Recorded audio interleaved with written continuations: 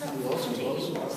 And he had a very good idea of what it was like to be a child at Christmas. Perhaps I could read to you from his most recent edition of his magazine, Household Words. Oh, this one I've just read. Christmas 1850. It's just published now. Right. And you'll see what I mean. So this was called The Christmas Tree, and it was written in the Household Words in 1850. His magazine. I have been looking on this evening at a merry company of children assembled round that pretty German toy, a Christmas tree. The tree was planted in the middle of a great round table and towered above their heads. It was brilliantly lighted by a multitude of little tapers, and everywhere sparkled and glittered with bright objects. There were rosy-cheeked dolls hiding behind the green leaves, and there were real watches with movable hands dangling from innumerable twigs. There were broad-faced little men, much more agreeable in appearance than many real men are, and no wonder that their heads took off and showed them to be full of sugar plums. There were fiddles and drums, there were tambourines, books, picture boxes, and all kinds of boxes. There were trinkets for the older girls, all much brighter than any grown-up gold and jewels.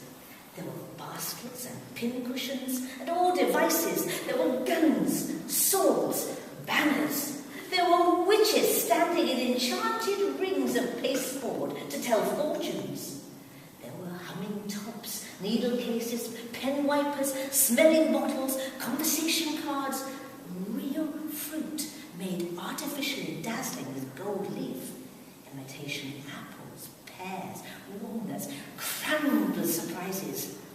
In short, as a pretty child before me delightfully said, there was everything and more. So, what do we remember best upon the branches of the Christmas tree of our own young Christmas days, by which we climb to real life? He's good, you know, isn't he? I remember a lot of this too. Yeah, all toys at first. Up yonder, amidst the green holly and red berries, is the tumbler with his hands in his pockets, who wouldn't lay down, and whenever he was put on the floor, persisted in rolling his fat body about until he rolled himself still and brought those lobster eyes of his to bear upon me, when I affected to laugh very much. But in my heart of hearts, I was extremely doubtful of him.